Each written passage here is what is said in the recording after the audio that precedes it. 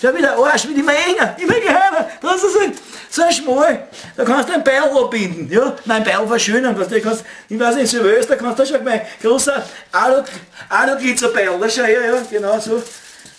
Ich kenn den Hund, diese Drecksau, vielleicht kann der Ingenieur eh nichts dafür, aber diese Drecksau direkt, der Konzernmanager, der was das veranlasst, nee, machen Sie das mal billig, ja, die Leute sollen mal ihre Finger mal ordentlich spielen lassen, dass sie ihre Folie runterkriegen, ja, diese, meistens sind das Beefke, ja, weil die haben das sagen heutzutage schon die österreichischen Betriebe, zum Großteil Beefke, Konzernbereichsleiter, weiß ich nicht, eben Generaldirektoren, dann Vorstandsvorsitzende, Aufsichtsräte, ganze Arschloch-Marmeladinger Brut, ja, ist für das verantwortlich.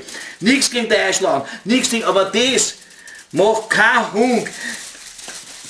Man hat früher mal geschimpft, das ist eine russische Arbeit, ein Scheißdreck, ich war 1972 in Moskau mit meinem Vater war total Erzkommunist, ja, da war die Jungkommunisten bzw.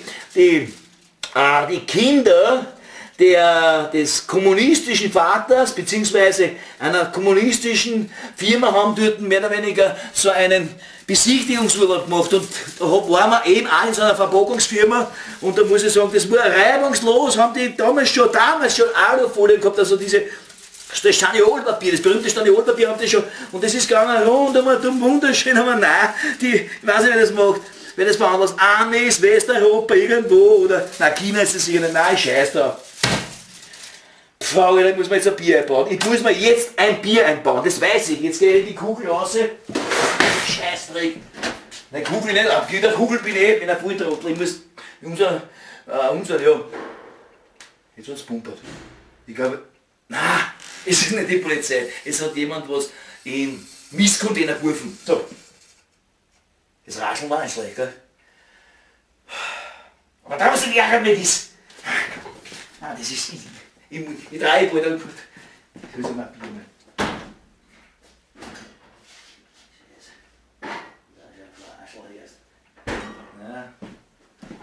Ja.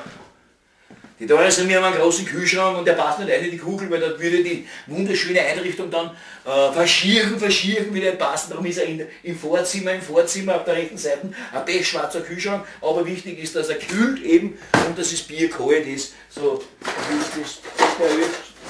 da, zack, geht gleich so los. Seht ihr, wie das kann? Ich sage nicht, dass ich da ein Doppelpech habe.